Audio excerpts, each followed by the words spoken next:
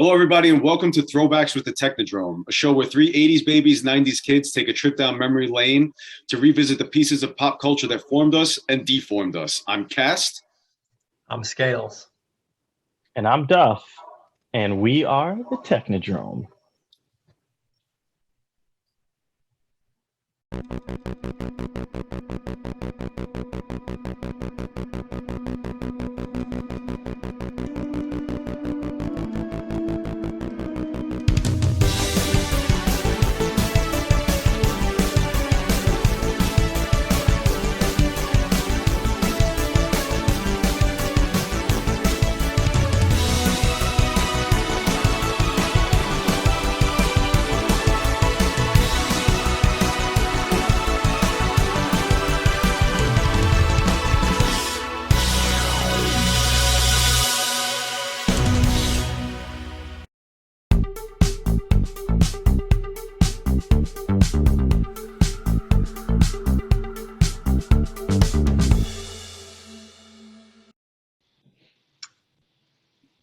Hey everyone, welcome back. It's episode 2 of Throwbacks with the Technodrome.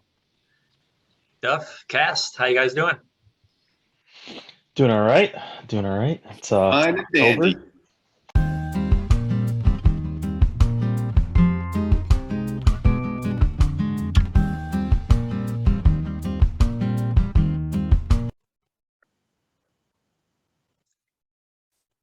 Hey everyone, welcome back to episode 2 of Throwbacks with the Technodrome. You may be wondering why I'm sitting here by myself. No, it's not because Duffy was turned into that little cat down there by the Sanderson sisters, or that Cast was somehow devoured by Pennywise the Dancing Clown. No, it was just a technical issue. We ran into a little technical glitch with the first few minutes of our recording of episode 2. So I'm here to re-record my opening monologue for this episode. And this episode is going to be about the Halloween season. We are deep into the month of October. I know that everyone out there, we all have fond memories as a child of dressing up for Halloween, going trick-or-treating, watching scary shows on TV, and then maybe as we got a little older, getting into horror movies and horror video games and all that good spooky stuff. So that's going to be our main topic here today. And when I was trying to put down some ideas of, things that we want to talk about in this episode, I started thinking about why the three of us are such big fans of the horror genre and Halloween in general, I guess. And more overarchingly, why kids our age are such big fans of horror. And I keep coming back to 3 pretty big points.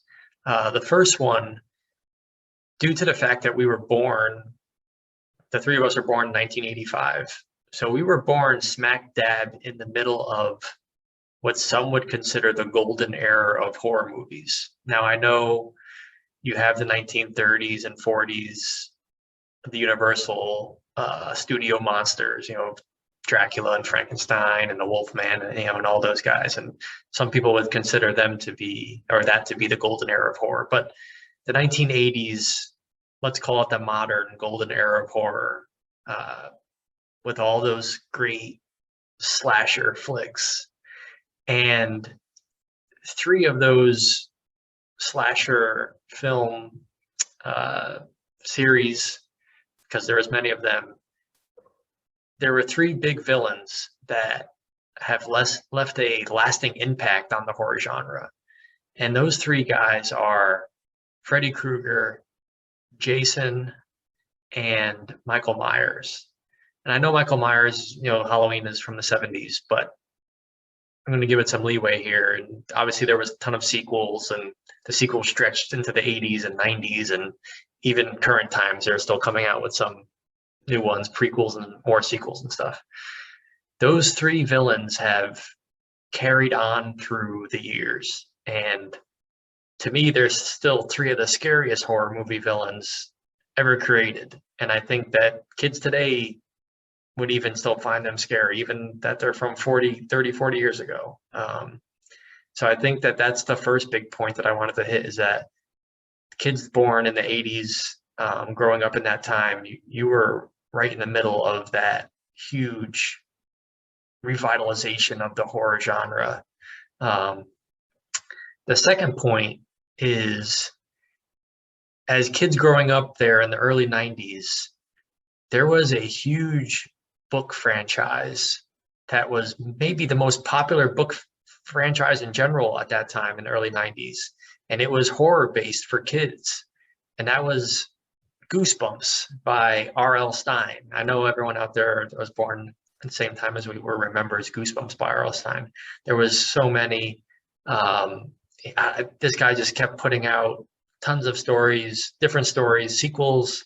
I just remember going to the Scholastic book fairs at school and racing to get that new Goosebumps book, or maybe going to Barnes and Noble or Walden Books to pick up that new Goosebumps book. And it was always so fun and so exciting to get that book and read it. And they were quick, good reads. They were like, 100 pages. They weren't difficult by any means.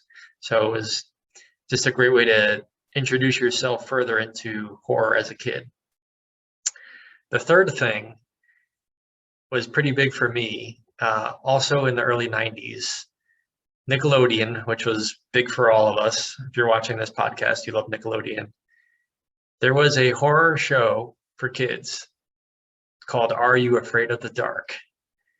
And this show really, for me, probably made me such a big fan of horror, and why I love horror movies and shows today as an adult is because of this show. The fact that it was on Nickelodeon, and obviously it was a part of Saturday Night Nick, also known as Snick, waiting for that 9:30 block to hit to see the Midnight Society and to get around that campfire and see what the story is going to be this week and how scary it's going to be. And you're going to go to sleep and probably have a nightmare or two based on this story that they're going to tell tonight. Just a great show. Those are three huge bullet points as to why kids our age are such big fans of horror, because we were birthed into it at such a young age and it's carried on. And without further ado, I want to jump right back in to our episode in progress. There was a book series when we were kids that became one of the most popular book series in history for children. And it was rooted in horror, children's horror. And that was Goosebumps by R.L. Stine. You guys remember Goosebumps, right? Oh, yeah. Oh, yeah. Big fans of R.L. Stine? Absolutely. A huge collection.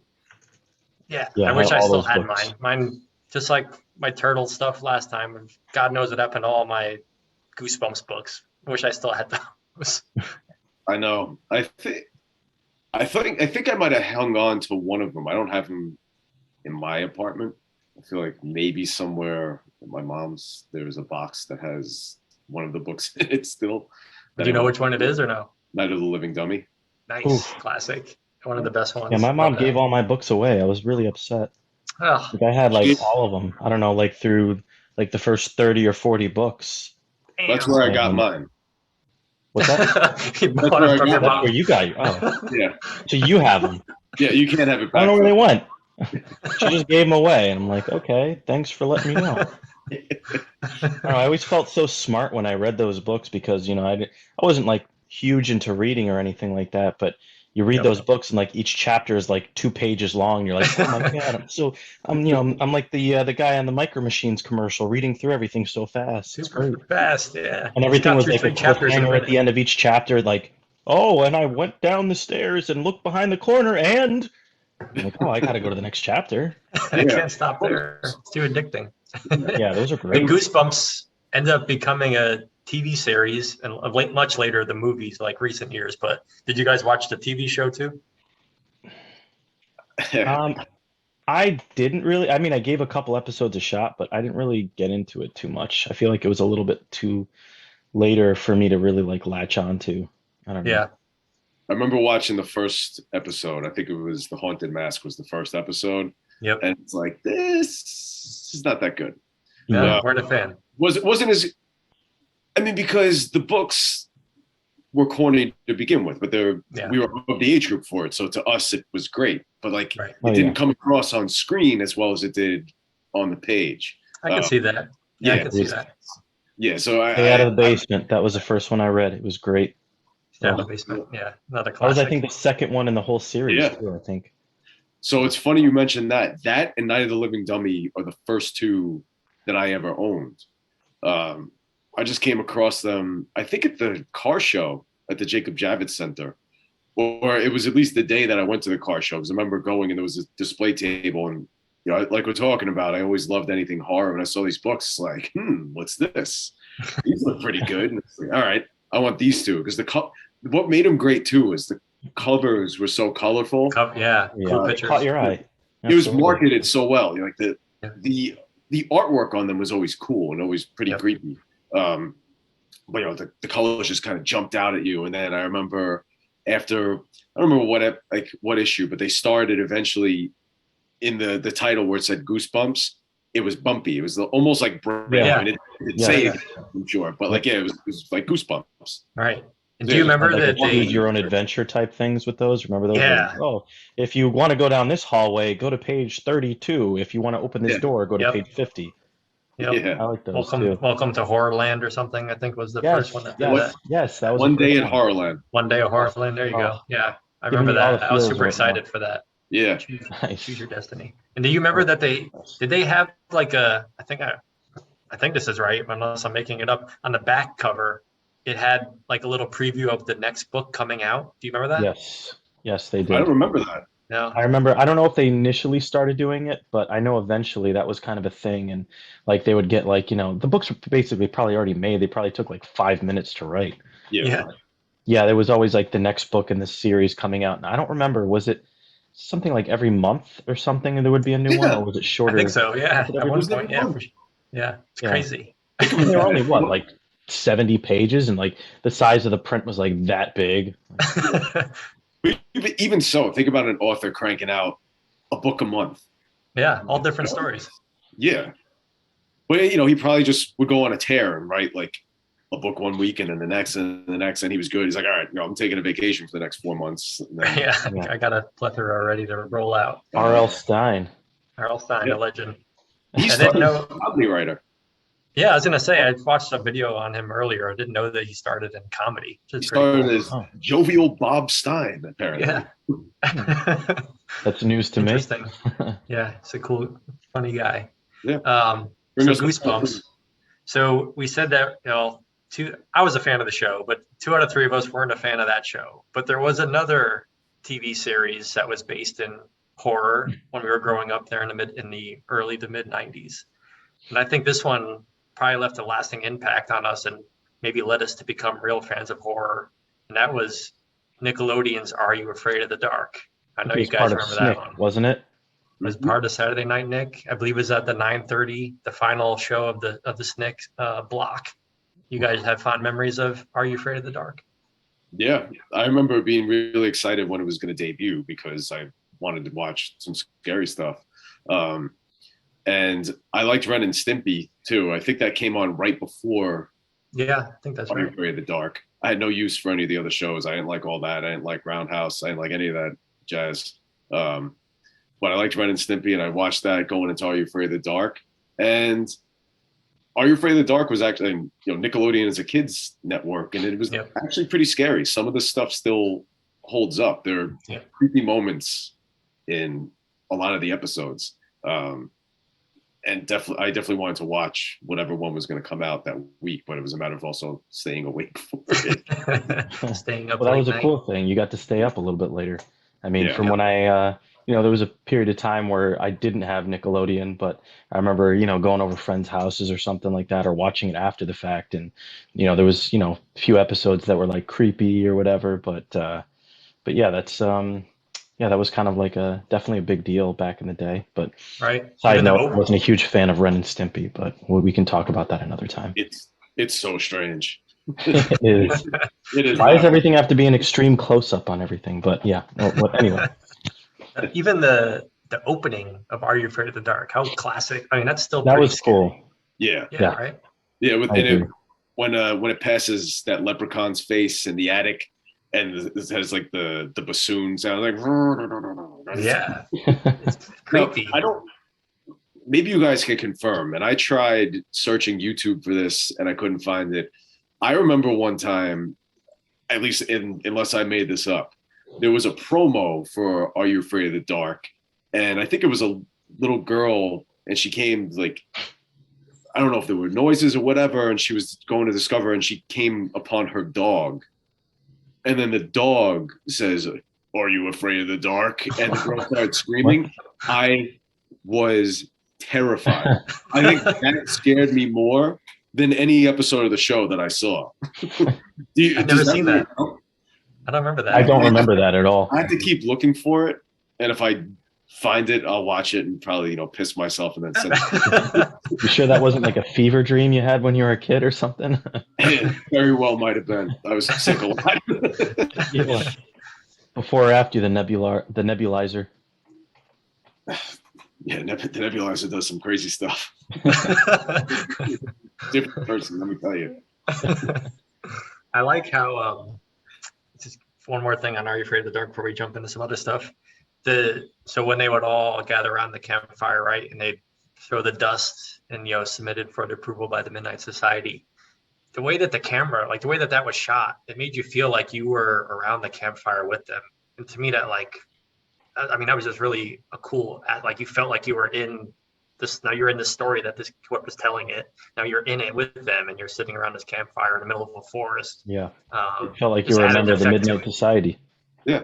I honestly never thought of that, and it's totally true. Like you were immersed. You felt like you were part of the crew. And Absolutely. the title would come up in the smoke. And the match, the finger, cool. the match, and yeah, everything. that little match. Yeah. Just to me, those few things right there, maybe the last two more than the first one because we were too little for those slasher movies.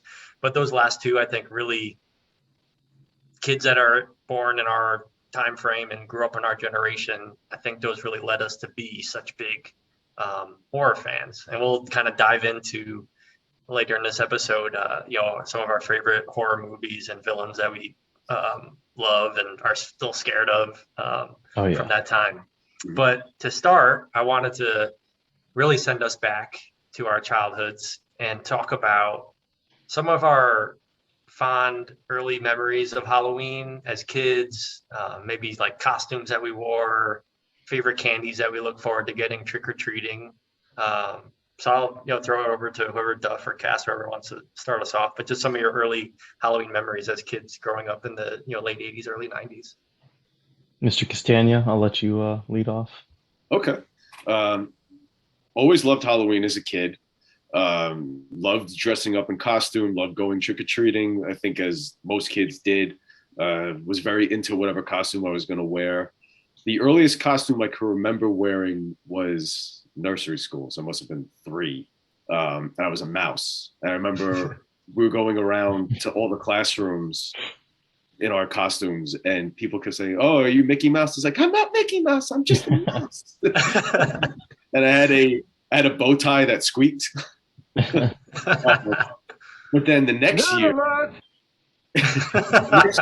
as will be a common theme throughout the show, I'm sure I'm going to bring it up many times in many episodes, I was Peter Venkman from the Ghostbusters because I love the Ghostbusters. And I had a proton pack. I had a jumpsuit. Loved it. That was one of my favorite costumes as a kid. Classic. Nice. And trick-or-treating was always fun. One thing that kind of sucked, and I was never really a rebellious teenager, so I never went and did it myself later on. But when you were a kid, you had to avoid eggers. You had to avoid people going egg bombing.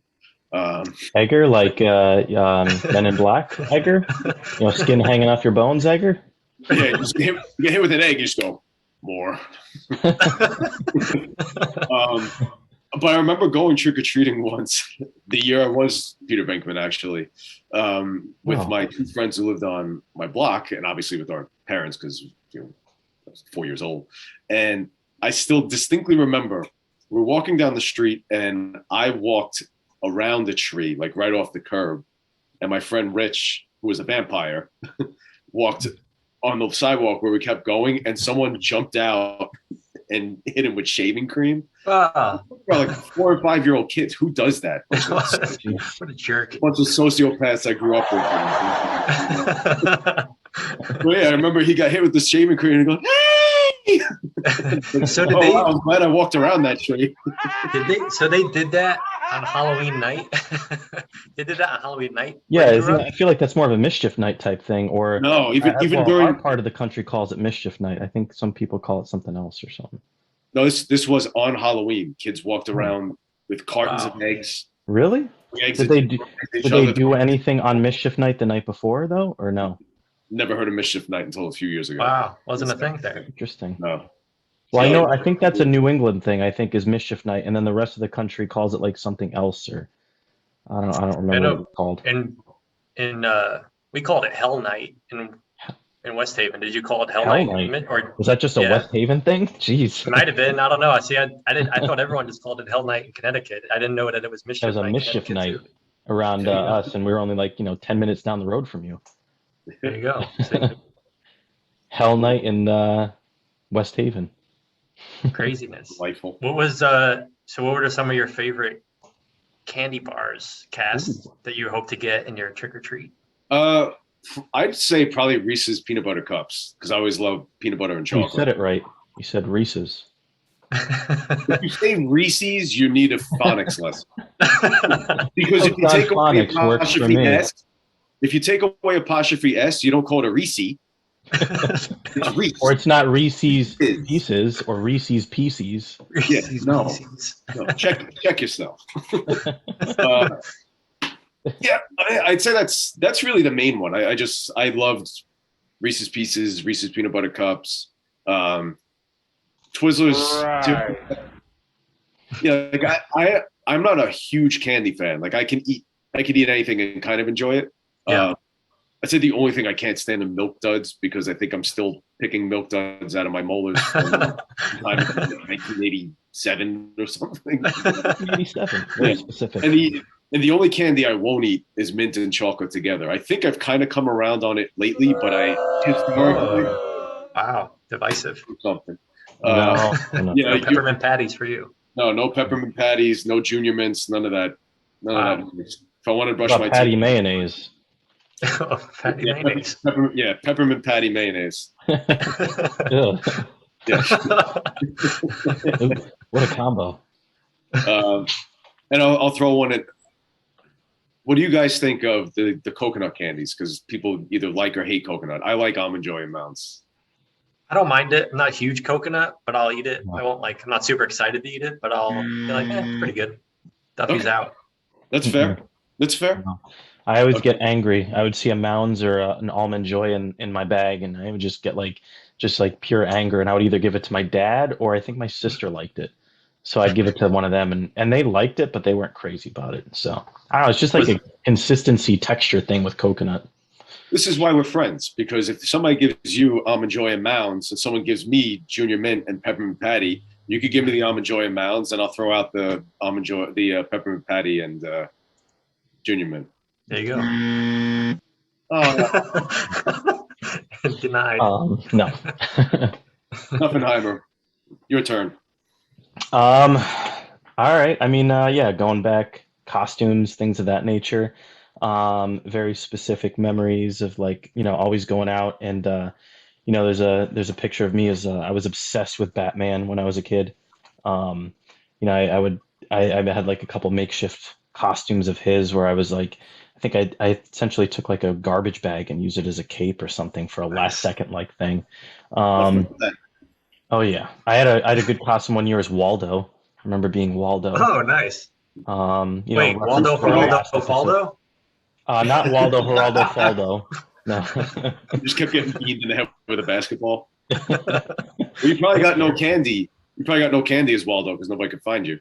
No, they couldn't. So it was tough. It was difficult. Turtles, I was a Ninja Turtle, going and referencing to our last episode. And Mhm. probably my best, it wasn't even much of a costume, it was a mask. I probably got like the most compliments or candy in regarding this. I don't even remember where I bought it, but it was just a crypt keeper mask, Oh, and it was like nice. pretty detailed, and like, I remember definitely scaring some little children walking by me wearing it, but probably got the most compliments with that thing. The only downside to wearing those things is how sweaty and Oh, disgusting you get yeah. on the inside. You can't breathe. And Yeah. it's like, even if it's like 30 degrees out, it's like you're just still drenched in sweat and you got to take the thing off halfway through the night. Yeah. So, It's like a rainforest under your mask. It's ugh. disgusting. Oh yeah, it's nasty. Um, You touched on something I want to ask you both about before you get to huge scales. You said That's what she homemade said. homemade costumes. yes. A lot of people don't like them, and I'm not one of them. I think that a homemade costume, when it's put together, is more fun to wear, and it's part of the process. Like if you're going in a costume to a party you haven't invited to, you don't care about, yeah, fine, buy one, just do whatever. But like Yep. as a kid, and I had my mom give me a Spider-Man costume, loved it. Did it look just like Spider-Man? No. Did people know who I I was? think Yeah, I think you're pronouncing it wrong. It's Spider-Man. Spider-Man. Yeah, Spider-Man. But I They was go. Batman. Yeah, same. You're Batman. I was Harpo Marx one year because again I'm an Oh, oddball. This is stuff that I want to see. But yeah, it's just like it's so cool when you look for all the pieces of it and put it together, Yep. rather than just you take it out of the bag. You probably paid $80 for it and it was terrible. oh yeah, absolutely. I Yeah, have a and then distinct memory of doing something like that. Yeah, where I was a little bit older. I was in seventh grade, and it was literally right as South Park came out. It was like Oh, first couple episodes, and I remember just watching it. And I was like hooked yeah, for that first initial time, and I dressed up as Kenny, nice. and no one really knew what South Park was yet. So I had, the orange sweatshirt. I had my sister put on like, makeup to make me look like I was dead. And I was going around and not a single person got it. They all just asked if I was a dead boxer. I'm like, but you know but what? I don't know. I would have gotten it. I was one of those early South Park people too, but never Yeah. would have thought back then it would be on 24 years later. Oh, Yeah, it's really. insane. Honestly, it's Yeah, wild. I remember that was 97, right? Yeah, Or no, 90, yeah, 97, 98. 97 or Yeah. 97, I think Yeah. it debuted, or Yeah. 98, one of the two. Yeah, that's an awesome costume. I'd love to see a picture Yeah. of that if you can ever dig it up. I don't even know if I do or not. I don't know.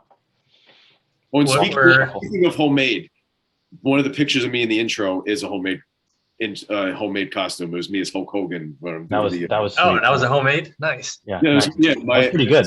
red sweatshirt, and mom put balled up socks in the sleeves, and that was There the you go. scales. Nice. Go ahead. Oh, I got to talk about my candy. Oh yeah. Let's hear your candies. Let's talk about my candy. Come on. Let's hear your favorite. I know some of your favorites. And I have a little tidbit to add in about the candy too.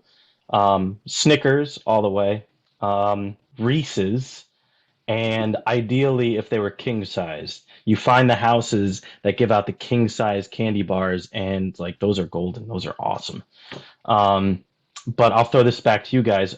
What were your thoughts of the houses you went to where they gave out things like pencils, apples, or toothbrushes? Really? Like really? Come on. It's Oh, freaking that was so Halloween. You want annoying. candy. Yeah, it's the one day a year where you're allowed to be unhealthy. What are you doing? Like, come on, or like apples, raisins, boxes of raisins. Like, get out of here. Oh yeah, even though I did like raisins, but still, it still upset me. I liked raisins too, but I didn't want them in my Halloween basket. No, ridiculous. And Give us the pencil? candy. Yeah, Pencils. yeah. I'll take the pencil, I'll sharpen it, and I'll write a letter and tell you how much I hate you. Oh yeah, I don't know. I hated that. I hated that stuff. It's just What unacceptable. What about the houses where they're very strict? They give you like one piece. You have one piece for everybody. Yeah. Take No. one. I want to take a handful. No, you want to put your hand in the basket. Yeah. Or how about the ones where, it's like, all right, these people are way too trusting. They just leave the bucket out and they say, please just take one. Usually I felt like bad, so I really would just take one. But then you Yeah. see the kids go up there and they just dump the whole bowl into their bag and walk away. It's like, come on, karma, kid. It's going to get you. Did you? So I used to carry as I got older, I carried a pillowcase as my Oh yeah. trick or treat bag. Is that what did you guys use I pillowcases or what was definitely your? pillowcase for a period of time. I don't know if you guys use that the little McDonald's glow in the dark type containers. Yes, I had those yes, for a little bit. yes, me too. Usually, sometimes I would get something small like that, and like if my parents were bringing me around, they would have like a separate bag or something. They dump some of it in, so I could like still walk around with that after a while. Or like the classic like like the pumpkins behind me that would have like the little handles Yeah, you walk Yep. around with. that's what I carried. And then I know a few years the one of those pumpkin buckets wasn't enough because depending on what neighborhood we went trick or treating in, some gave a lot more candy than others. And I remember it Yeah. was like Oh one year yeah. where that cheap plastic handle on the top was just breaking off. So I It's think ripping off. eventually, You have to hold it like eventually I this. think it was just like maybe started with the pumpkin bucket, but had like a big plastic bag there too. Yep. Yeah. Pillowcase is a good idea. Yeah. Yeah, you never saw people doing that? That was a very common, like that was like if you were going to a lot of good houses, a lot of neighborhoods, pillowcase is the way to go. Yeah. We'll be sending out Rosie and I'll be probably carrying the pillowcase this year because our development is gigantic and apparently like Nice. people come from everywhere to go trick or treating here. So everybody must give out candy. So she's gonna have a boatload. Yeah, it'll be a win. Oh yeah, that's nice. So, I'm sure you'll get your fair share. And then of course, you got to do oh, we have to check all the candy for those needles and razor blades that are in it. Oh yeah, Mine, inspect it. mine. Two for me, one for you, three for me, two for you. Of course.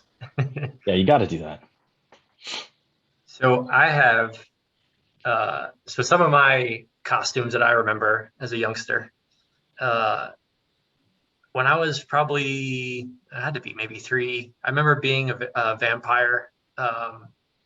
Had like the blood coming down my mouth. I remember that, like my mom painting that on there vividly. I thought that was so cool as a little kid. I had like the whole little Count Dracula little tuxedo thing going on with the red cape. Um, I definitely remember being a Ninja Turtle one year. I remember being Hulk Hogan one year, and that I went back and looked. There was 2 instances where they had you. Obviously, you guys remember those really crappy plastic masks with the string that it was Oh popular, yeah, like for all different types of like characters and stuff at that Frankenstein. time. Yeah, there was a Hulkster one that was, I think it said it was in 85 or 86, so it probably wasn't that one, but they did one in 90 or 91. And I think that's the one because it looked familiar when I looked it up. That's the one that I had that time. So those 3, and then the one that I always remember getting like the ravest reviews on was a homemade one. So this goes to that theory. Nice. Um, so quick backstory to lead up to why I dressed up as this guy. So in 1992 or 3, I can't remember, I think it was 93, we took a family trip to Disney World and Universal Studios. And the day we were leaving, which I think we were at Universal that day, they were doing auditions for the Little Rascals movie. I'm sure you guys remember that Oh, movie that came out in the early 90s, right? Classic. little rascals. And my mother was obsessed with like trying to get me like you need to audition as Alfalfa. You'd be perfect. Come on, you can do it. And I was like scared. I'm like, no, I'll never get it. I'm not good. I don't know how to act. Like, what are you talking about? We got to go home to Connecticut. We can't stay in Florida and audition to be in a movie. Come on. So You're very she practical. got, what's that? You're a very practical 7-year-old. Yeah, Oh yeah, exactly. gotta beat the traffic, You got mortgage Gotta beat the payments to make. So I didn't get to be Alfalfa in the Little Rascals movie, but that year I got to be Alfalfa for Halloween. Oh boy. Maybe my mom was more excited for that than I was, but it turned out really cool. And the movie was actually, it might have been the year after because maybe the movie was already out because it was popular. Kids knew who I was. And I had my mom got a little piece of hair or something and like hairsprayed the crap out of it and then like put it on a thing. So it was sticking up in the back of my head. And then I Jeez. had the suspenders and a little black bow tie and she Nice. did freckles on my cheeks. And I That's was awesome. like the Alfalfa knockoff. I was like, damn, maybe I should have auditioned for that movie. I could have been famous. You should have made her dress as Spanky for making you dress like Would have been classic. So that's my best memory as a kid was That's cool. Alfalfa. Like My favorite candies as a kid, Reese's peanut butter cups, like you, Steve. Milky Way, always a big Milky Way fan, and Kit Kats. Those are probably my top three. Okay. Anything gum. I mean, I love gummy stuff too. So anytime gummy bears or Sour Patch Kids, all that stuff. Right. I'm a candy fiend. I'll eat candy for days. It doesn't matter Did what it we is. did we For really the most chat part. about like dislike certain candy other than our coconut comment? Yeah. Should we touch on a very touchy subject Oh, of candy corn? candy corn. Yeah, that is a very touchy Mm. subject around It's like here. eating wax, basically, in my opinion. Yeah. I can't believe I didn't bring it up because I love candy corn. No. You would. So, and we've I've discussed this with people before. I've discussed it with you guys and with our other college friends. It's divided opinion, but it really depends on what brand you have. And I'm not trying to sell you on candy corn because I think it's one of those things you either like it or you don't. Yeah. But even as somebody who likes it, some of the brands just suck, and Yeah. it's really hard to describe. But the bad brands have kind of a syrupy, extra sweet aftertaste. The better brands, it's almost like it's a little bit of a lighter aftertaste. It's like it's almost rolled off. It's like the bad ones stick with you, and they're just bad throughout.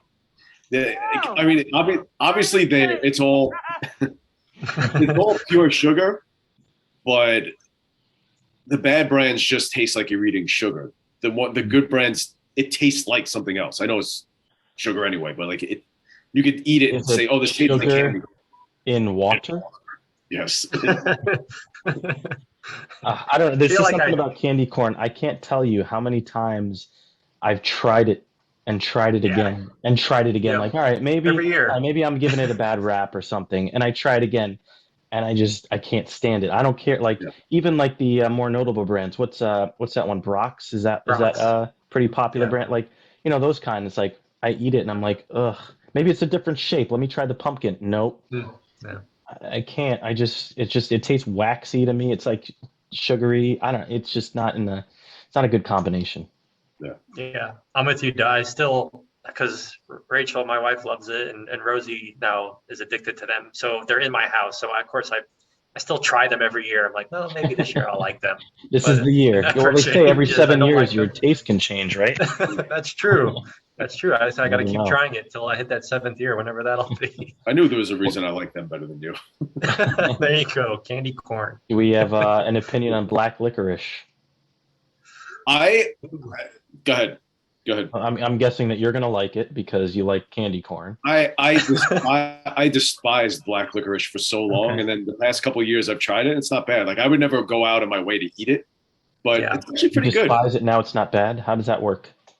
Maybe because I like Jägermeister. There I you like go. Yeah. Jäger. I think there's some overlap there. There's a licorice taste to it. Yeah, the anise flavor. Yeah. I mean, if you gave me black Twizzlers versus red, I'm gonna eat the red. But Yeah. black How licorice about isn't bad. strawberry versus cherry Twizzler? Strawberry?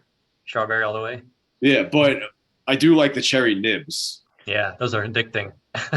And that's I'll like even that's the do thing with those. childhood. I always loved those. Yeah. I didn't understand why. I was like, I didn't get it as a kid. I was like, why do the nibs taste different from Twizzlers? Like, just because they're smaller and square, they're different than the long ones. And not realizing that regular Twizzlers are strawberry and those are cherry. It's two different flavors. But Right. yeah, yeah, strawberry. What was that? So we touched on. Oh, go ahead. What about chocolate Twizzlers?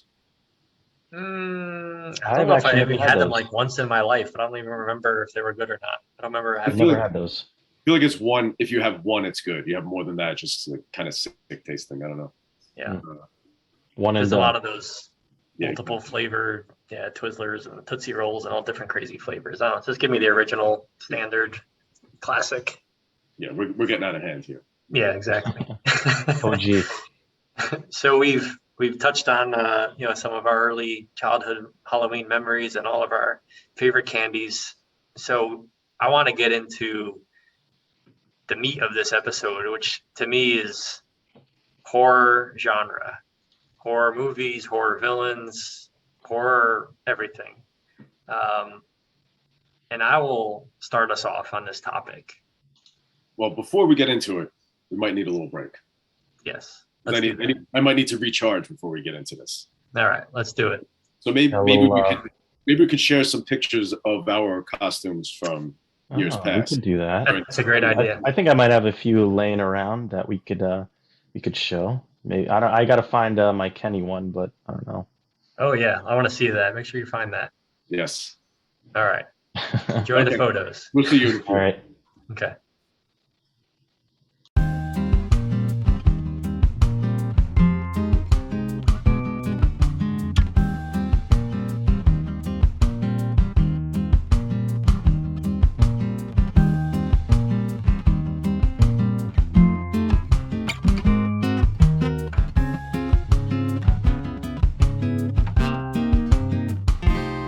All right, welcome back, everybody. Hope you enjoyed a little glimpse into our past, back to the late 80s, early 90s, see some of our Halloween costumes that we wore as kids.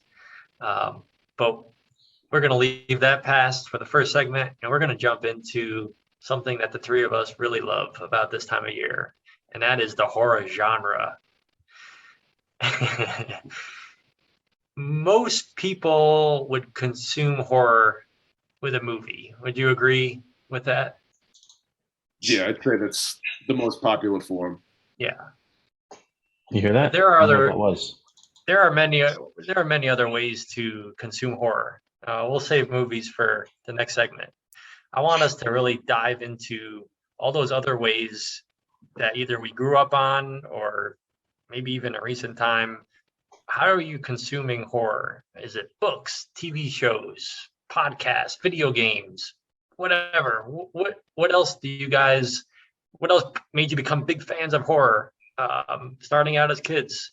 Cass, I'll throw it to you first. Well, like we mentioned earlier, Goosebumps. That was a big one. Even before that, though, I loved the book series Scary Stories to Tell in the Dark. Good one. And also Scary Stories for Sleepovers. Scary Stories to Tell in the Dark had that black and white and red cover. The original one had some weird skull-like face coming out of the ground. And as I've learned as I've gotten older, a lot of these were kind of folk tales and urban legends, and not just urban legends, just legends that were collected by the author Alvin Schwartz and put into a compilation. And they had the Schwartz be with you. Yes. And they had all these really creepy illustrations to go along with. Yeah, super creepy. All the pictures. You guys know the series I'm talking about, right? Yeah, absolutely. Yeah. I remember those. So good. I would just read them over and over and over. So that was a big one. And again, I said Scary Stories for Sleepovers was another book series where it was. I love when you have a series of anything where they lock themselves into a naming convention and keep trying to find new ways to keep it fresh. It was like Scary Stories for Sleepovers, then more Scary Stories for Sleepovers. Like, all right, we need to put out another one. Even more Scary Stories for Sleepovers. That was a real serious round discussion. More. That one. Yeah. And after they came up with still more, it's like, where do you go from there? But wait, there's more. Yeah, but wait. I think that it was like Mega, and it's like, okay. But then it's Ultra. Mega Ultra, the sequel. But yeah, like, those were great. They were really creepy for kids. What about you guys when we're younger? Because I have other stuff, kind of alternative things aren't movies, but when you were younger, what did you guys get into outside of the movies? I mean, I don't know, like I have like a little connection just with music and stuff. And, I remember being like a little kid and just like, listening to certain things. And I think it was my sister that might have played this for me initially, but I don't know. It just always stuck with me. It's, Will Smith and Jazzy Jeff back in the day. It's Nightmare on My Street. It's, I don't know. It just always, there's like a part in there where they like, dub over the voice and it's like some monster kind of sounding thing at the end. And, I just always remember listening to that and just always getting like creeped out. And, in the house I grew up with, we had like a really creepy basement with like a long hallway. And I just like distinctly remember my like sister, let me listen to it down there, and then like I'd have to walk through this long dark hallway, and I just like freak out. Oh And God. I don't know if you guys ever did this, where if you had a hallway or stairs that were into the basement, for some reason I always felt like if I ran really fast up the stairs and closed the door before I looked behind me, I was safe. Oh yeah. So Oh yeah, I don't know. absolutely. That's usually the direction I went. But yeah, I don't know, the music with it, and I mean, then you have some more of the classics like Monster Mash and stuff like that, which is the more fun, enjoyable type stuff that I feel like is on How most commercials nowadays. But how Yeah. about Mike Tyson singing Monster Mash? Remember that one? Oh, with Bobby Brown. Yeah. no, Get that that's impressive. Classic. That's It was classic right definitely there. a very hot crack pipe backstage. Yeah, for sure. How What a about you, night. Scales? You got any specific, any kind of miscellaneous memories or anything in particular? I got a couple things. So obviously the reason I wore this shirt, we all know I'm a huge wrestling fan, and if there's No, one, I don't believe maybe that. there's two, yeah, exactly. Maybe there's two big time horror type characters that have been in wrestling history is, the Undertaker and his storyline brother Kane. And to me, and I think probably for Steve, 'cause I know he was watching that time in the early '90s, how scary was the Undertaker like when he first came out? Like I remember watching it and seeing like kids in like the front row, like hiding their eyes and like crying. They were so scared of him. Terrifying. Yeah, crazy. So Also that terrifying. He's definitely also a Dallas Cowboys fan, if I'm not mistaken. So he is. He's got. Well, I wouldn't call that a redeeming quality, but And Paul Bearer, you um, really believe that urn had some power. yeah, there was and, magical. There was a whole horror story behind it. It was just awesome. You said Undertaker and Kane, but if we're talking about the early '90s, what about Papa Shango as a little Papa kid? Shango is another good one. Yes, voodoo. It set people's feet on fire, made the black oh, goo come down from Ultimate Warriors. Made him throw up. Just yeah, black it made him goo. That's vomit. not good. Yeah, yeah, Doesn't just sound healthy. crazy stuff. So obviously that was big for me. And then the other thing is uh, video games Oh, in good the call. mid '90s. So for PlayStation, so like maybe this was '96. A huge, still my all-time favorite video game actually is Resident Evil for PlayStation, The and that original? was the original, yeah, the first one. Nice. Such a great game, and it was. I mean, it's a horror movie. It's a zombie movie. Yeah, There's other creatures going on. They're in a haunted mansion. I mean, just I That's remember I was good like call. what 11, 12 years old, and it was pretty scary, but it was like awesome because you're in it, you're playing it. How cool is that? Yeah, Yeah. I remember that game, and even Resident Evil 2, Yep. how great of a job they did with the just the overall picture, where it was like so dark, and the sounds, Yep. you would hear things but you Oh couldn't yeah. see it. And like Yep. even playing that, like you're playing, staying up late one night playing that stuff, you'd hear the sounds of something, and it's like, oh God, what's there? And it was just, yeah, they did such an amazing job, and it's like you said, you're almost like playing a movie. It was Oh yeah. awesome. Yeah. And the other one was Silent Hill. Silent Hill was also for PlayStation. I remember having that. It might have come out a little bit after Resident Evil, and that one was probably scarier than Resident Evil because it was some creepy I shit never going ended up on. playing that one. It was just I really never messed actually, up. I never actually played either, but my stepbrother used to play Silent Hill, and I remember watching him play, and the atmosphere was very, very unsettling. So like Yeah, the it's whole super. game kind of looked like my background, but it was like Yeah, not in the woods, right? I think it took place more in a city or a town yeah, it's environment. like a deserted town. It's super strange. Like the movie, I don't know if either of you have seen the movie that came out. I remember when that came out, early 2000s maybe. But that was, I mean, it did a lot better job of telling the story of the video game than the Resident Evil movie franchise did. But Resident Evil, that's those a movies could have story been for, so good. yeah, that's a story They for could have another been so day. good. A lot of potential there. Aren't they remaking those or doing those again or They something? are, yeah. Hopefully they'll get it better the second time A around. whole other So, podcast discussion. yeah. This wasn't a horror game, but do you guys remember Mist? It came out on the Oh computer. yeah, Oh yeah. I That's remember another that. very unsettling. Like you didn't Yeah. really know what was going to happen, and I Yep. didn't get far enough in the game to really know, but it was so creepy. And you found the book, and you have guys talking to you, and they're stuck in the book, and Hmm. every turn you made, you thought that something was going to jump out at Oh you, yeah. something was going to happen. Scary. That's a good segue. Oh, no. Our friend here, Mr. Scales, is a little bit jumpy. And A little bit. we all lived together in college and would make it a point to scare him, just various points. Yeah.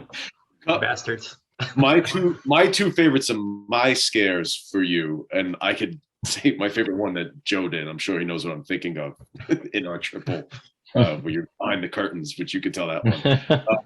There was one time we had that university issued furniture, and I remember I was in the living room. Our friend Dirk was there too, and I looked at the couch. I was like, I wonder if I could fit under there. So I picked up the couch because it had wooden legs, and there was just enough space for me to lie down underneath. So I picked it up, and I was lying down flat, and had just enough room. Now it was a wooden bar across the bottom, and then a space between the bar and the cushion. So I told Dirk, I was like, go call Scales in here. I'm gonna scare him. I was like, get him in front of me. So Dirk calls Scales in. He's like, oh, look what's on the TV. I don't know what he thought he wanted you to see, but you were like, I saw you like dancing around. And then I just shot my hand out from under the couch and grabbed your ankle in like a death grip. And made some sound. You leaped off the floor and screamed twice. And Dirk described it as the first scream was because he got frightened, he got startled. You looked down, he's like, ah! And the second scream, you looked up at him like, this isn't supposed to be happening. Help me. He's like, ah! Ah! And I'm laughing my ass off, but I came out from the couch. I think he kicked me a few times. Yeah, that was great. The other great one was senior year when I was hiding behind your desk, and you came into the room and you knew I was hiding somewhere because you just had that feeling like, where is he? And you came in and you looked behind the door and screamed because I wasn't there. So you looked behind the door and saw nothing and screamed. And then you turned around and I jumped out at you and you went into the closet. Was this when I was behind the curtain too? Well, I think that might have been later that day. I think it was the same, but it was one where you scared him first, and then he was like, well, then where's Duff? And he starts looking for me, and I was like standing on the window ledge behind the curtain, behind our bunk beds. Like, I don't know how I got in there, or if like somebody was walking by outside, if they would have seen me like standing in the window, but it was all for a good cause. I don't know. I have a specific, all the times where you would be going down like late at night or something to the library, and I would run out of our townhouse and stand out in front of our front door, and I'd wait for you to leave. So you'd be leaving out our front door, and I'd be standing right in the front door, and I'd jump out at you. And you'd you guys, get pretty good bastards. on those. It was great. It was too easy. It is easy. It's skittish, and now Rachel and Rosie get me, so it carries on. The tradition never ends. I'm glad scared we're carrying on the tradition. Good to hear. I have one more little nugget on another TV show. I know we talked about Are You Afraid of the Dark, but did you guys used to watch Tales from the Crypt? Oh yeah. I mean, I feel like I was that HBO? It might have been, because I know there was a version where like I wasn't allowed to watch it because it was like things like nudity and stuff in some of it. So I don't remember if there was like different versions. It might have got syndicated at some point. I remember being next door at my aunt and uncle's house, and my other cousins, we used to, while the adults were playing poker, that's when we'd be watching Snick. And I'm pretty sure like after Snick ended, we would watch Tales from the Crypt. So maybe it came on at like 10 o'clock. And I think it was syndicated because I don't remember nudity or any of that stuff. So maybe it was on like TBS or something at some point. But I remember that one being pretty scary. I mean, the Crypt Keeper is scary in his own right to a kid. That's why I got so much candy with my mask that I had for it. Yeah, exactly. Exactly. And his laugh, Yeah, it's freaking scary, man. I didn't watch the show, but I like the movie Demon Knight that they came out with. That was a good one. I never saw that. I should go back. I never saw that either. It's pretty good. Yeah. Yeah, pretty good cast too. Billy Zane is really good in it. Dick Miller, like everything. William Sadler. It's worth watching. It's not Adam's brother. Adam's brother. Yes, I know that was a bit of a stretch, but a little bit. It's all right. It's okay.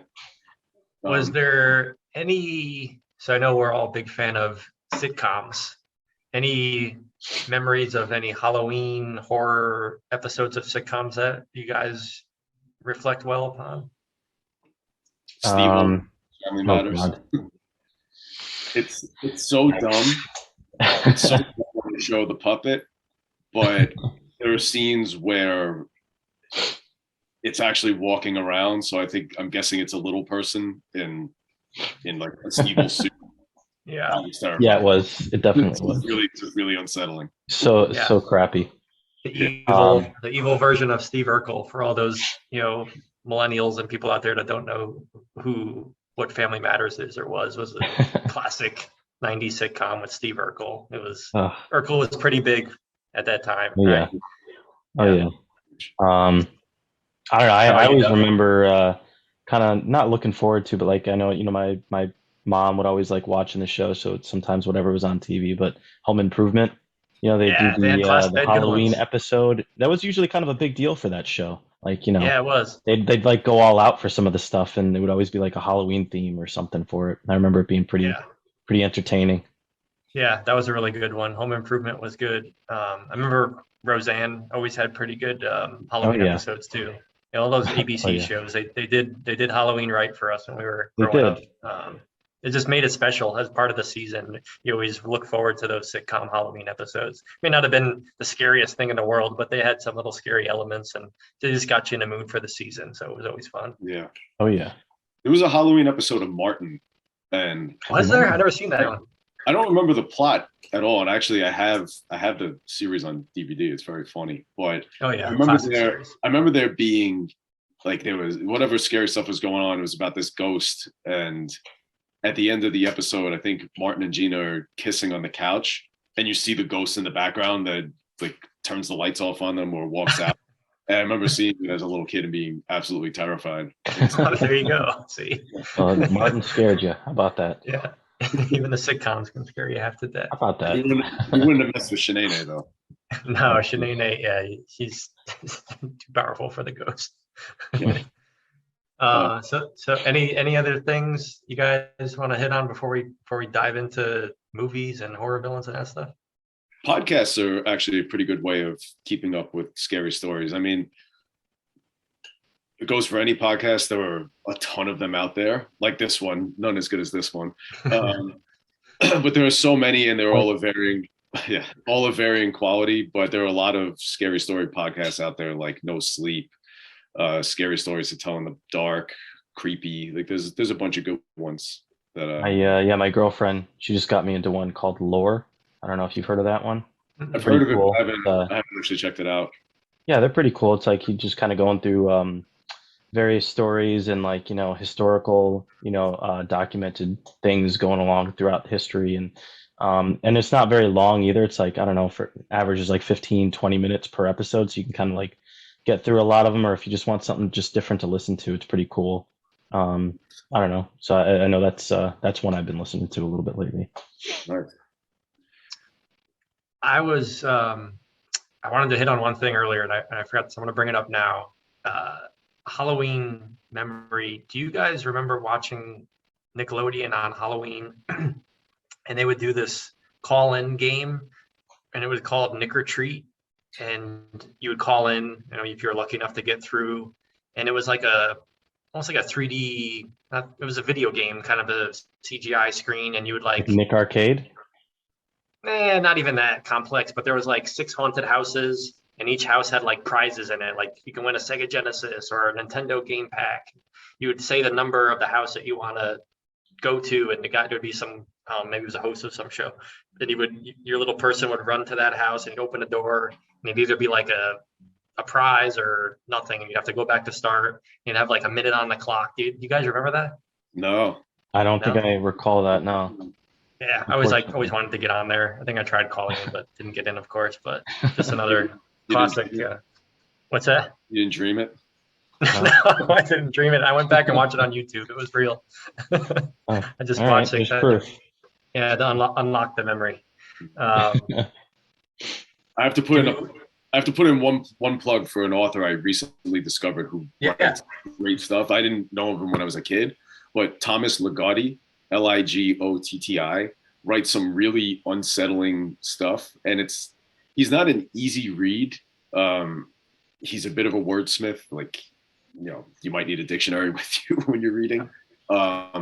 Really unsettling and creepy stuff. Two of the best stories I'd say are Frolic and Vastarian. I just happened upon him at a Barnes and Noble out here. They recently put in a horror section, and I saw just the cover of it. It was a collected works. It's two of his volumes that he put out into one. I think it's Songs of a Dead Dreamer and Grimscribe. Okay. I might have messed up the title, but based on the cover art, I was like, this looks pretty cool. Looks like something I'd like, and really good stuff. Nice.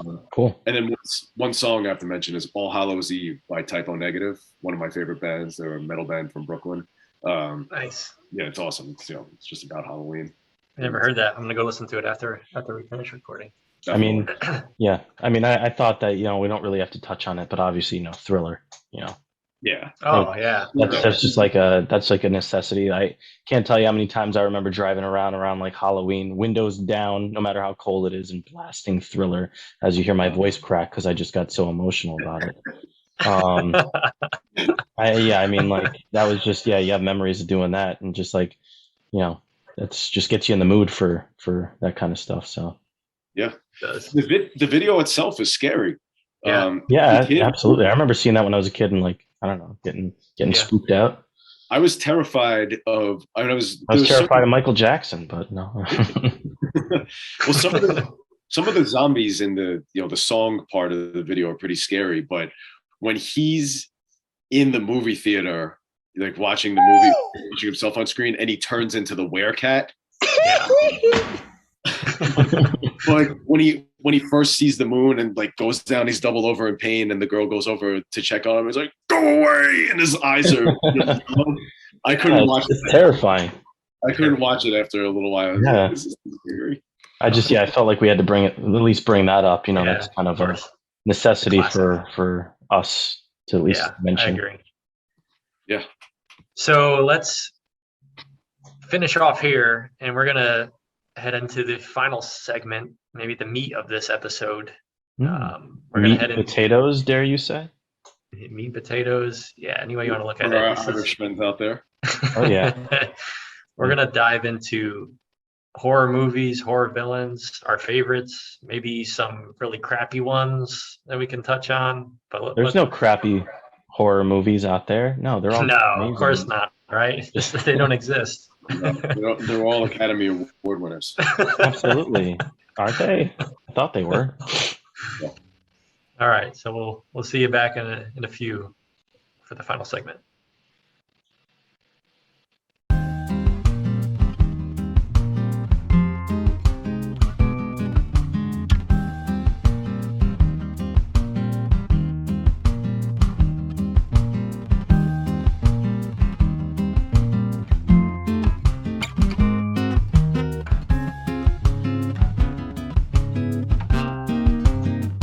All right, boys, we've arrived at the granddaddy of them all for this show. Horror villains and horror movies. That's what the fans have been waiting for. Mr. Castagna, cast, what do you got for me? So before we dive into straight up horror movies, I want to ask you your opinion on something. Because there are some movies that are just scary. And I know we're going to be choosing favorites and whatnot. So like a movie like Jaws is terrifying, but it's not a horror movie. Yeah. But people were afraid of going into the water from 1975 until now because of the shark in Jaws. And you still are. So yeah, absolutely. Megalodon. Biggest fear. Yeah. Yeah. Some awful movies been made about it, but if it were real, good God. So again, there are very scary movies that aren't horror movies. But what I want to ask you guys about just quickly is, what is your opinion on horror comedies? Because I like horror comedies, but I don't like them if I want to watch a scary movie. Like I don't want my two to meet if I'm looking for just a scary movie. I don't want it to be funny too. But if there are times when I'm in the mood to watch something like that, like Gremlins or Gremlins 2, those are horror comedies. Yeah. Some You know, could debate that Gremlins is more of a Christmas movie. So Oh no. we can go down that road, but then we might have to get into Home Alone, and that can be a whole. That's down the road. That's a couple of months down the road. So yeah. But what do you guys think of horror and comedy together? Do they belong together? Do you like it? Do you not like it? I mean, there's a little bit more like slapstick type stuff, like those movies, Scary Movie 2, all those. Yeah. You know, those are the Wayans brothers. You know, they put those things together, and it kind of, you know, some of that stuff is just so like, you know, corny kind of humor, which I love. You know, kind of like, you know, a little bit of an ode to like, you know, the movies Airplane and Airplane 2 and all those type of, you know, Naked Gun, those kind of movies where it's like just Yep. stupid humor. Which Yeah. I mean, it's not. I don't really consider scary movies scary, but it's like, you know, making Yeah, fun of all the scary movies. right. And I, you know, I appreciate those. I always kind of laughed at some of those. So Yeah. I think they definitely have their place. Like you said, for me, if I'm picking a horror movie or a horror comedy, I mean, I'm gonna tend towards the horror movie just because I like the scary aspects of it, and if I want to be scared, I don't want to laugh. Would you consider Ghostbusters a horror comedy, or like what kind of, or just comedy with a little bit of horror? Or Yes, I don't know it's about you guys, but parts of Ghostbusters kind of like creeped me out when I was a kid. All right, I right. don't know, like, yeah, I definitely got the chills from even that and Ghostbusters too. You know, yeah, Yeah, absolutely. But I'm not saying horror comedy doesn't work because both Ghostbusters movies are two of my favorites of all time. yep, But I wouldn't say I'm really in the mood for a scary movie. I want to watch Ghostbusters yeah, because there's the comedic element to it. You know, like if I want to be scared, I don't really want the comedy element too.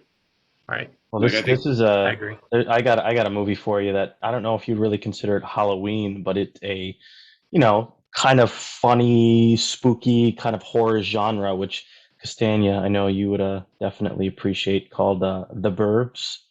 oh yeah, You know, Tom Hanks at, you know, some of his finest work right there.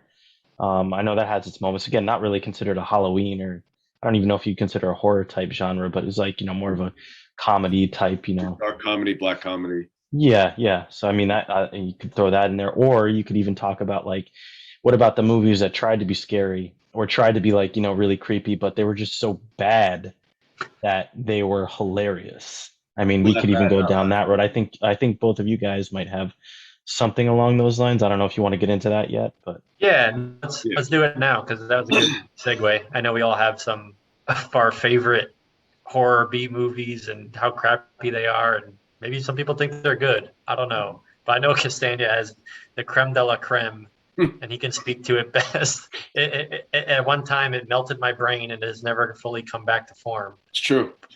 So I've always been a big fan of B horror movies.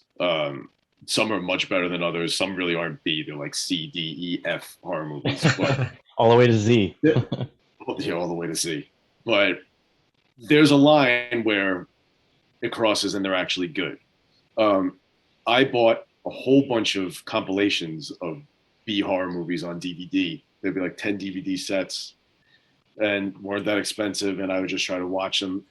And I bought this one compilation because the description of the movie was God and Satan are on a train deciding the fate of three individuals.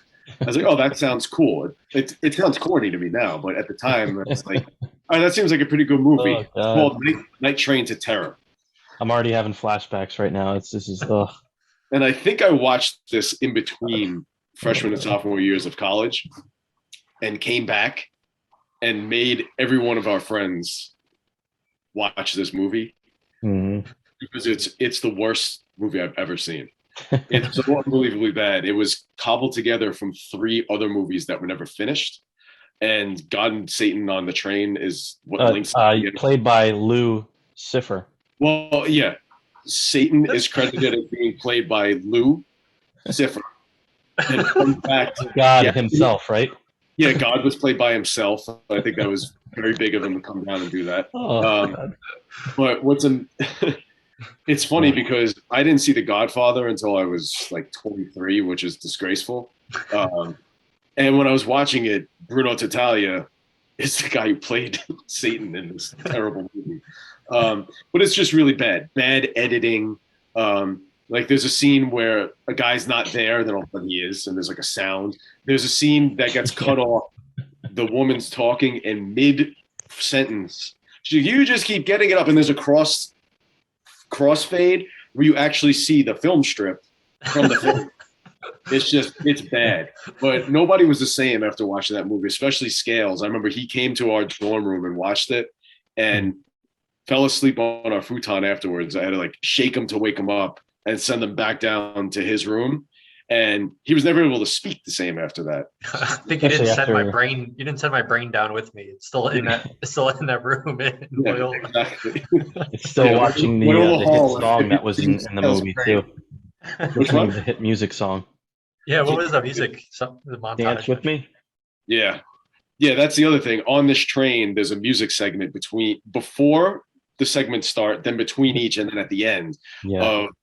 Completely inept breakdancers singing to this awful 80s song. It's really, really bad.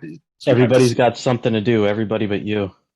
The breakdancer falls while breakdancing. That's pretty bad. And they kept it in the movie. Yeah.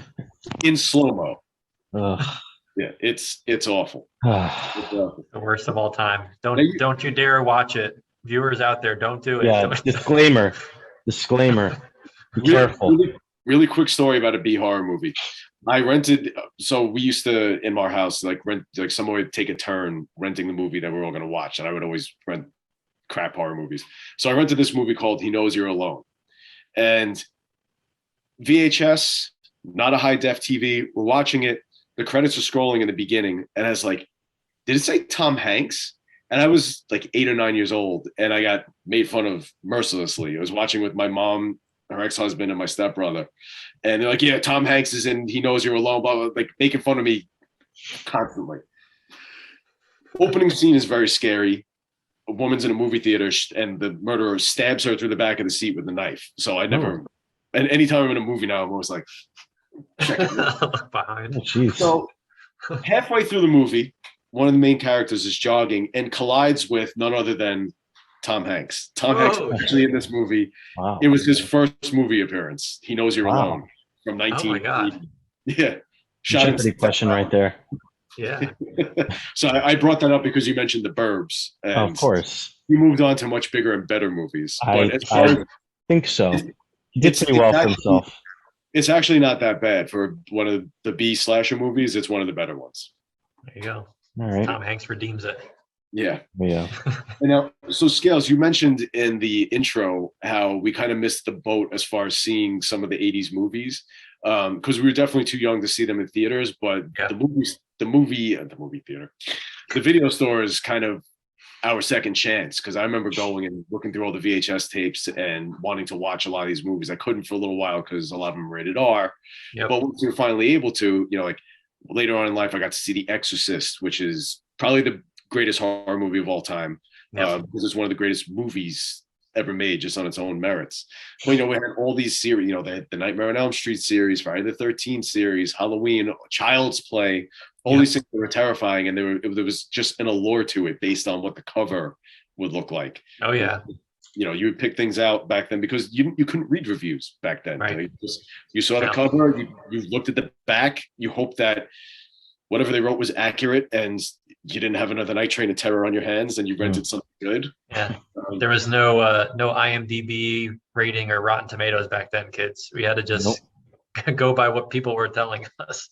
Or shot in the dark and hopefully not get stuck with a Night Train. Blockbuster, FYE, all the good spots. Yeah. Yeah. And those mom and pop stores, it was all the, those local stores back then that for some reason, every single one reeked of cigarettes. I think I don't think you needed a resume to get hired. They'd be like, all right, do you smoke 9 packs a day? Yes. Yeah. Okay, you're hired. Good. But you had to be careful though. If you went in any of those video stores, there was always that partition. You weren't allowed to go back there unless you were old enough. Yeah. So everything before I always wanted that, to know what was back there when I was little. It's like, what's behind the magic curtain? Yeah. Yep. Trouble. I never found out. Yeah, one day. Yeah. When video stars I'll come be a back. real another boy thing. one day. Yeah. All right, Scales, you ready to bring us to our main? Yeah, let's get into it. I want to ask you, Steve, what are your, let's start with the movies. If you had to pick two horror movies, now whether they're your favorite or they've scared you the most or whatever your criteria is, what are your top two horror movies that you want to talk about? So I did mention The Exorcist, which is one of my favorite all-time movies, but it never really scared me that much, so I didn't want to pick it here. So my two choices, let me say, I've seen a lot of slasher movies, and they aren't my favorite type. Like I like to watch them, but they're not really that scary unless they're done well. What's most scary to me is atmosphere. Yeah. And if you don't have the atmosphere set up right, then the slasher part doesn't really matter. Like gore doesn't scare me. It's just like it's just like a thing. Yep. So the two movies I'd say that are scariest to me based on the atmosphere they set up are The Shining, because the whole movie is so creepy, and Jack Nicholson is fantastic in whatever he does, but that one was super creepy though. Yeah, just the music, like a lunatic. Yeah, the music, the setting, his performance, everything is just terrifying about that movie. Like you feel unsettled the whole time, even before he starts going crazy. Oh yeah, it's kind of scary. It's just absolutely. It's just Jack. He's intense. And the other movie is the original When a Stranger Calls. Now I know they remade it in the mid 2000s. I never saw it, but I think in that the movie takes place all in one night. When a Stranger Calls, for those of us who don't know, is based on kind of like we were talking about scary stories for sleepovers and scary stories to tell in the dark. An old legend. It's the man and the babysitter, or the man upstairs and the babysitter. The first scene in When a Stranger Calls is probably the scariest for me of all time. Babysitter alone at the house. The parents went out to dinner. Babysitter's watching the kids. The kids are upstairs. She's getting phone calls. Have you checked the children?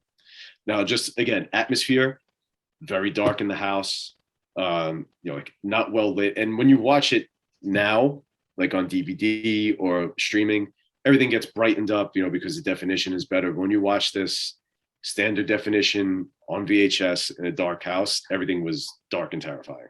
Yeah. But the guy keeps calling, have you checked the children? Have you checked the children? And then why haven't you checked the children? So she knows she's being watched because she hasn't gone up to check. It's just bone chilling. And I sent this to you guys on YouTube to watch opening. I know it got to you a little bit, Scales. Yeah. But there's one line in particular that really got to me when I was a kid. She tries to keep him on the phone. She's called the police to try to trace the call. And she's trying to keep him on the phone. And she's like, what do you want? And the way he delivers the line is really scary. But he's like, your blood all over me. Huh. And when she says that she called the police, he hangs up. And then she gets the phone call back from the police. And they're telling her the phone call is coming from within the house. And that's like the big reveal. And it's just scary. So she starts walking towards the front door and sees the door upstairs crack open. And a shadow of the guy's silhouette coming down the hall. It's just like, I'm getting chills. To talk about it, does it really no justice? You really need to, even if you just watch the beginning, because the movie on a whole isn't great. It definitely sags in the middle a little bit. It gets a little slow. Yep. It's still creepy, but the opening and closing scenes, terrifying. I'm gonna have to watch that. I've never seen it. Yeah, I'll have to take a peek at that one too. Yeah, it's 25 or 30 minutes of greatness, and then like an hour of could be a little better, but that's okay. But based on the opening scene alone, it's enough for me to give it. Cool. Yeah. All right. Still a reason to be afraid alone in the house. Good reason. Yeah. No, Mr. Duffman. I've kind of, I know we've been kind of talking about this, like, getting ideas for here, and I kind of went a little bit back and forth, and I have to probably, give two answers here, and then probably an honorable mention for something that I've seen recently that is just kind of I thought was well done and kind of surprised me a little bit. But First one I'm going to say is more of a you know, kind of a recent movie. I know it doesn't really fall into our, genre from 80s and 90s, but Paranormal Okay. Activity. Nice. I'm a fan of, movies that don't show a lot. No CGI, nothing like that of that nature. I'm sure most are familiar with that, but just kind of home cameras and you hear and see shadows and it plays more with the mind than anything. Um, and another one that I'm throwing in here that, I just, up until now, I was just like kind of thinking about like, oh, that movie just kind of gave me the creeps a little bit when I was a kid. Um, the movie Poltergeist. That was Yeah. one that there was definitely some scenes in there. Like I know the famous scene where, there's the thunderstorm and, they tell the kid, oh, you count from how many times every second's like a mile away for, when you see the lightning and you hear the thunder and, but, it sounds like it's getting closer and closer. And, there's just a lot of, imagery in that where it's like, I definitely had some sleepless nights, um, you know, staying away Classic. from the TV, Carol Ann, I thought was going to come through the TV and, get me or something. I don't know. Come to the light, Um, Caroline. exactly. And not to mention, it's just that woman kind of creeped me out too, but, I don't know. She's Great just kind of, casting. yeah. There's just a lot of parts to that, and I know we'll probably get into this soon, but yeah, there's another part to that movie that really, really gave me nightmares and kept me up. But I'm gonna throw in one last like honorable mention. Sure. I thought it was pretty well done, kind of in that first person camera mode, kind of Blair Witch style. It's a movie called Willow Creek. It's actually kind of it's a movie actually directed by none other than Bobcat Goldthwait. Um, Oh. and he Oh my put that God. together. I know, crazy. The guy that was in Police Academy, which is I know Yeah. scales one of your favorite movies of all time because you love the Of theme course. from it so Yeah. much. That Yeah. and I do. what is it? Coach. Coach. Coach. That's right. Yeah. Great theme songs. Um, yeah, it's basically kind of like a Blair Witch style movie, but it was I don't know. I thought it was actually pretty well done, and kind of following these campers around is essentially Bigfoot is tracking him down, and Oh. Well, it was pretty cool though. that scratches your cryptozoology itch too. Yes, big zoological fan over here. I like that Is kind of. that? I want to watch that. Do you know what is that on Netflix or do you know where it's streaming service that is on? Pretty sure I saw it. It might be on something right now, but last time I checked, it was on. I want to say Showtime. Okay. It was on there, I and want to it's see that. again,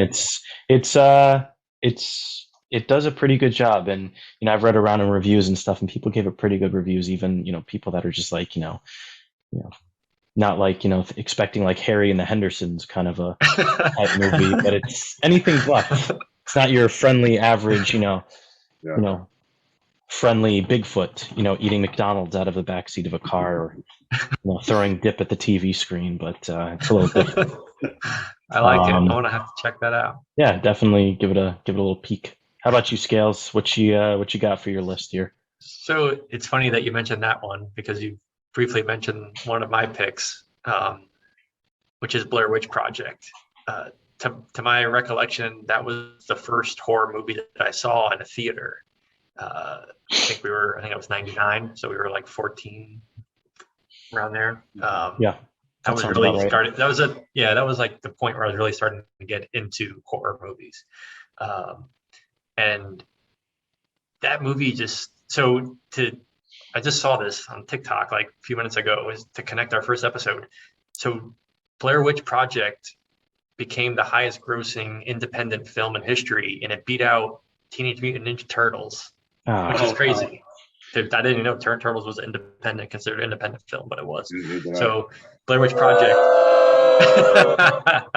There you go. So Blair Witch Project, just like the one you were just talking about, Duff, and both of yours were like that home camera, you're in the movie with them feel. It's not. Okay. Quick side note, I got super sick when I would watch these kind of movies. I'd have to watch them in stages, like 10, 15 minutes, then I'd have to turn it off and like turn it on the next day. I don't know if anybody else had that issue, but that always gave me a lot of issues. Yeah. I had to do that with Willow Creek, like I mentioned. It's the same style. So yeah, and it's the Blair Witch Project is you don't see anything scary at all other than like some props of like these little sticks that are made into these symbols. Like you don't see anything, but that's the scary part of it. Is that your mind is making up what you think is out there. Yeah. And as a 14-year-old kid, that was freaking scary because you don't know. And at the time, people thought that was real. Like, you remember, like, it was like I do remember that. Like, Yeah. did this really happen? Or did this Yeah. guy disappear? It's like they released these found tapes of these people that are Yeah. missing, and what, the woods of Maryland, is that what it is? Yeah, I think it's in Maryland. It was And a that added, marketing campaign. that I agree. added to it because I didn't know it wasn't real or not when I saw it, and I was like, holy crap, this is crazy. Yeah. So that one's left a lasting impression on me. And then the other one, there's so many that I love, but for me, Scream from '96, Wes Craven. Some would call it the deconstruction of the horror genre. I always left a lasting impact. I mean, I'll still go back and watch that movie. I love that movie. It's, like I said, the deconstruction of the genre, because the characters, especially Jamie Kennedy, he knows he's in a horror movie in a sense, and he's using all these tropes.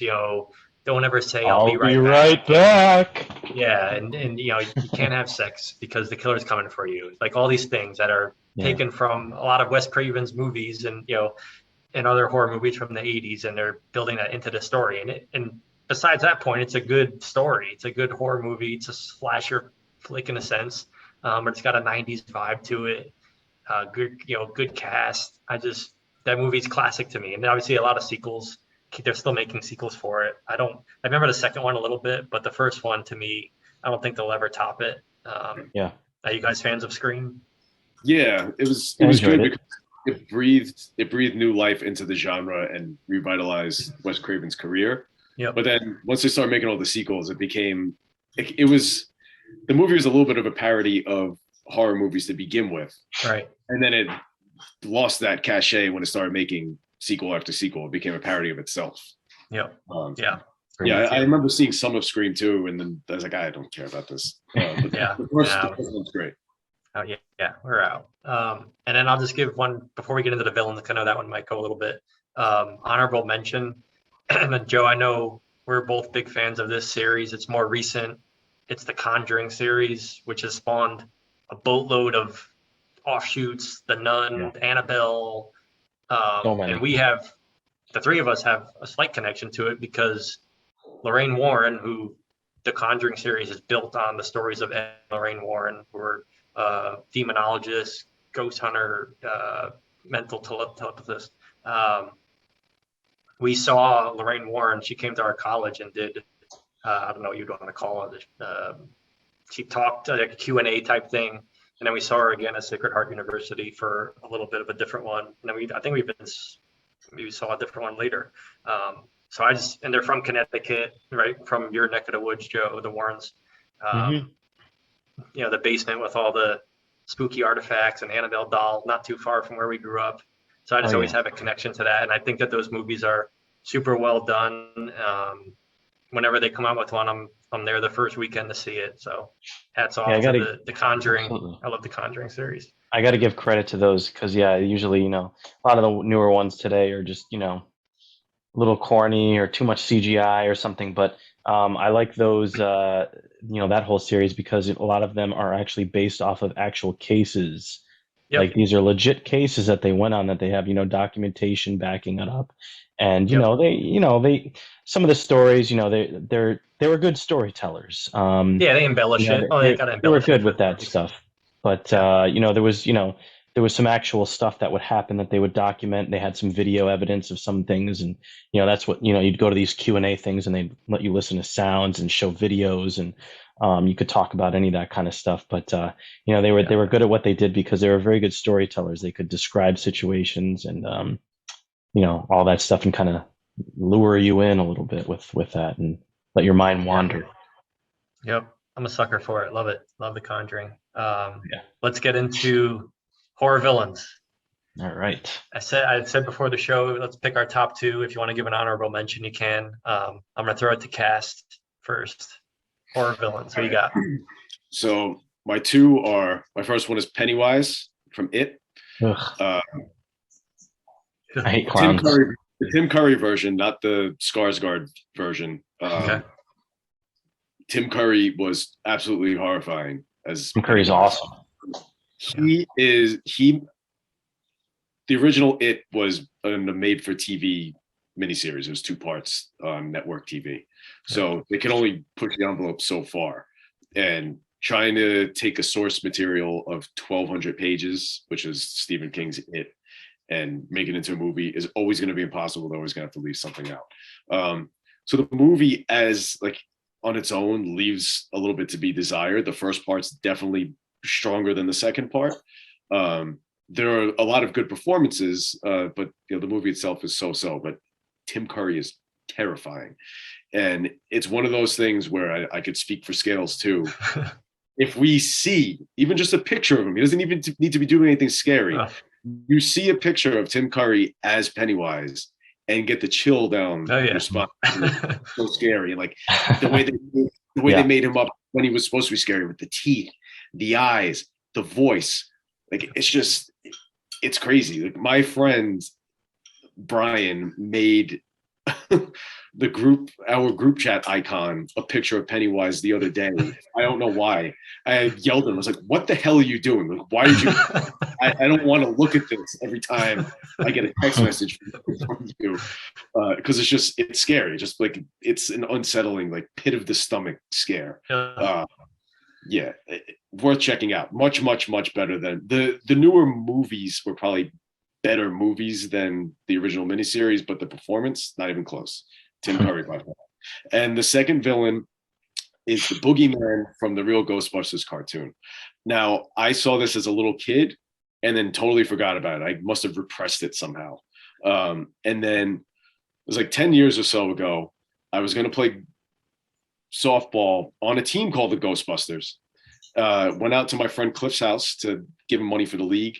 And I saw that he had a compilation of the real Ghostbusters cartoon. It came in like a mock-up of the house and a book, and it had a description of every episode. I'm talking to him, looking through, and I'm flipping through the episodes, and I come across The Boogeyman Cometh.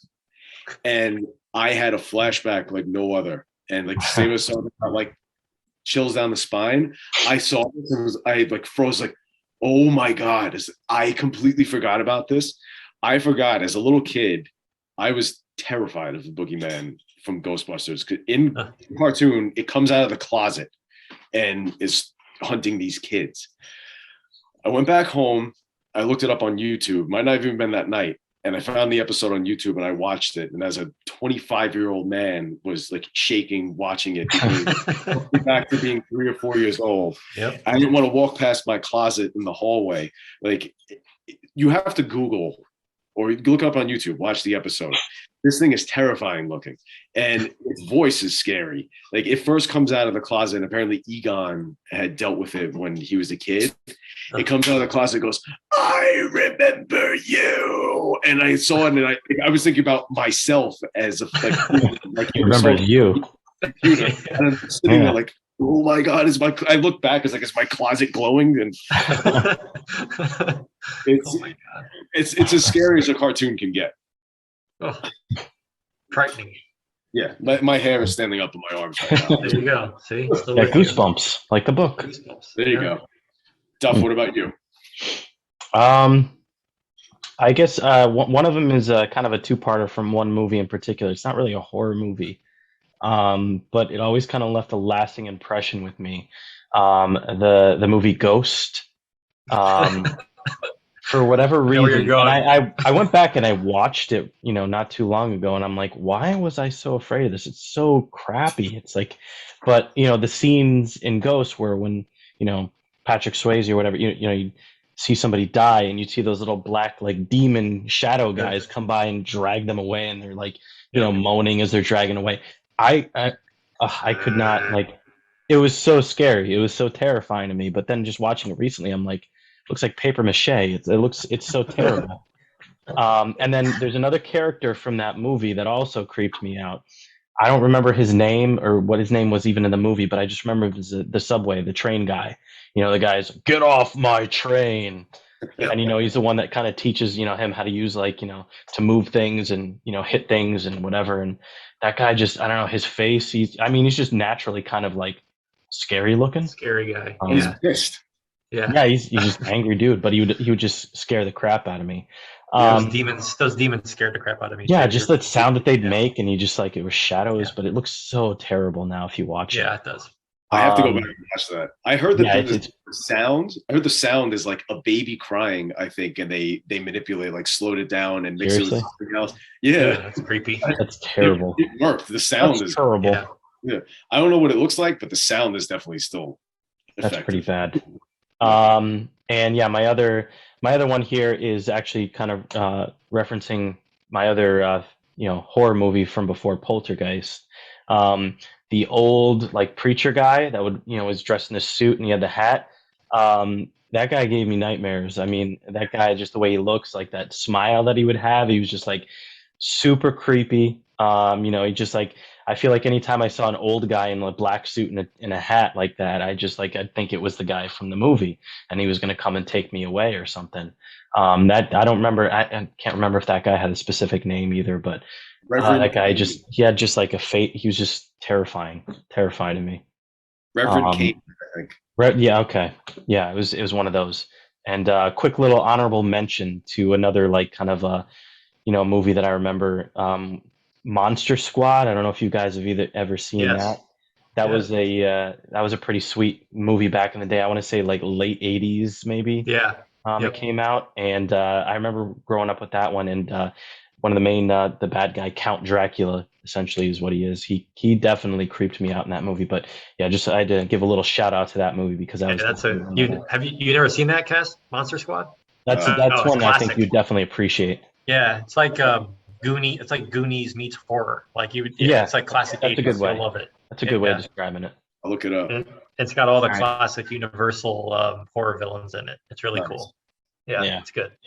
Nice. How about you, sir? How about you, Scales? Yeah. So for me, my first one is based on. Well, he's one of those top three guys that I mentioned early on. It's Freddy Krueger, aka Frederick Krugman, used to call him back in college. Freddy Krueger scared the daylights out of me when I was a kid. He just the fact that he was coming in these people's dreams and you couldn't really do anything about that, and you're afraid to go to sleep.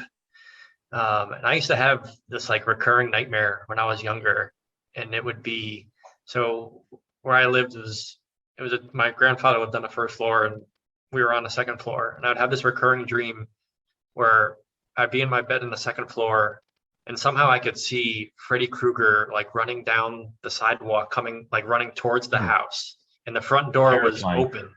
The front door was ajar. I'd have to run down the stairs and close it and lock it before he got in.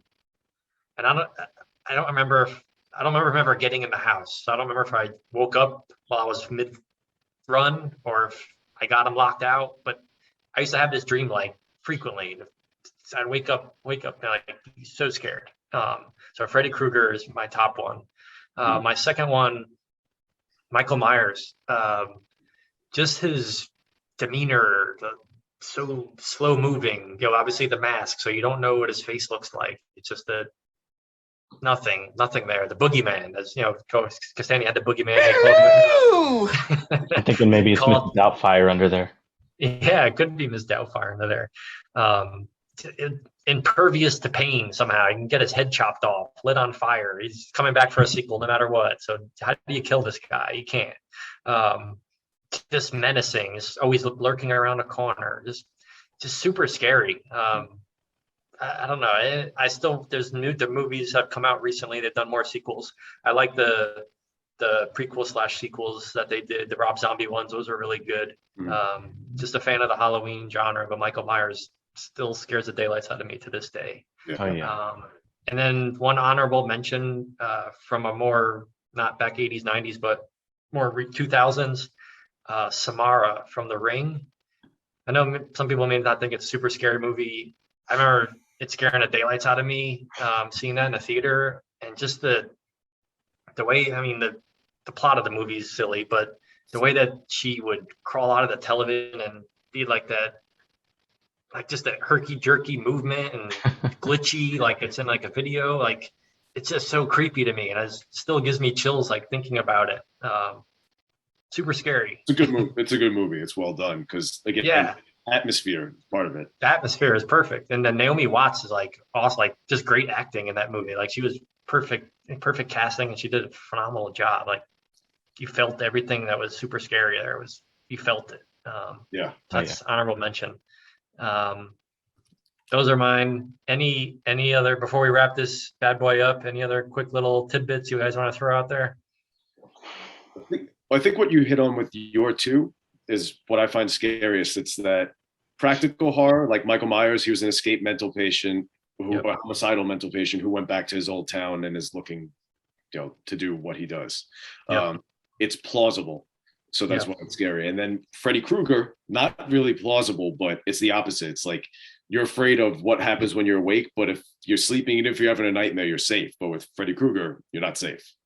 Yeah, I agree. don't go to sleep, kids. No, Freddy's coming for you. Ever. All right, guys. Let's wrap this bad boy up. Thank you all for watching. Hope you enjoyed our little chat on Halloween and horror and all those things involved. Hope you have a happy Halloween. Stay safe. Get lots of candy. Dress up if you want to dress up. You can still be a kid no matter how old you are. Happy Halloween. That's the longest howl in history. That's a scary ass wolf. All right, everybody, make sure to follow us on social media. Throwbacks Technodrome Pod. Follow and like and subscribe us on YouTube. And we'll see you next time. Have a good night, everybody. Happy Halloween. Bye. See ya.